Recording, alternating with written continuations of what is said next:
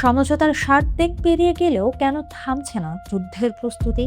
দাবি উঠেছে, যুক্তরাষ্ট্রের সাথে আলোচনার পাশাপাশি ক্ষেপণাস্ত্র ও ড্রোন উৎপাদন বাড়িয়েছে ইরান। আঞ্চলিক মিত্রদেরও সম্ভাব্য সংঘাতের জন্য প্রস্তুত করার অভিযোগ রয়েছে। তাহলে কি যুদ্ধবিরতির আড়ালেই বড় সংঘাতের প্রস্তুতি নিচ্ছিল তেহরান? যুক্তরাষ্ট্রের সঙ্গে বৈরিতা কমাতে সমঝোতা স্মারক সইয়ের পর নির্ধারিত 60 দিনের আলোচনাতেও যুদ্ধ অবসানের বড় কোনো অগ্রগতি হয়নি। বরং এই সময়টায় ইরান গোপনে সামরিক সক্ষমতা বাড়ানোর প্রস্তুতি নিয়েছে বলে দাবি করেছে ওয়াল স্ট্রিট জার্নাল।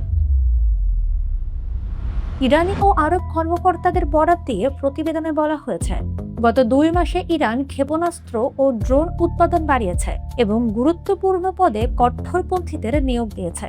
আরব গোয়েন্দা কর্মকর্তারা ইরানি নেতৃত্বের মধ্যে যুদ্ধকে আরো বড় পরিসরে ছড়িয়ে দেওয়ার প্রস্তুতির ইঙ্গিত পেয়েছেন বলেও দাবি করা হয়েছে।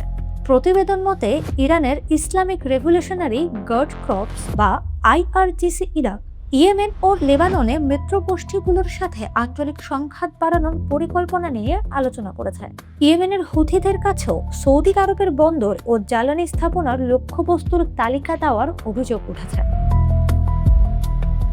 এরই মধ্যে হরমুজ প্রণালী নিয়ে ইরান ও যুক্তরাষ্ট্রের বিরোধ আরো তীব্র হয়েছে। বিশ্বের তেল ও LNG বাণিজ্যের বড় একটি অংশ এই জলপথ দিয়ে চলাচল করত। ফলে প্রণালীতে উত্তেজনা বাড়ায় আন্তর্জাতিক জ্বালানি বাজারেও চাপ তৈরি হয়েছে। অন্যদিকে যুক্তরাষ্ট্রের প্রেসিডেন্ট ডোনাল্ড ট্রাম্প ইরানে হামলার হুমকি দেওয়ার পাশাপাশি আলোচনার সম্ভাবনার কথাও বলেছেন। তেহরান আবার হরমুজ প্রণালী খুলে দেওয়ার বিনিময়ে যুদ্ধের ক্ষতিপূরণ সহ বিভিন্ন দাবি তুলেছে। মধ্যস্থতাকারীদের মাধ্যমে যোগাযোগ অব্যাহত থাকলেও এখনো বড় কোনো কূটনৈতিক অগ্রগতি দেখা যায়নি। ফলে সমঝোতার 60 দিন শেষ হওয়ার পরও ইরান যুক্তরাষ্ট্র সংঘাতের ভবিষ্যৎ নিয়ে অনিশ্চয়তা রয়ে গেছে।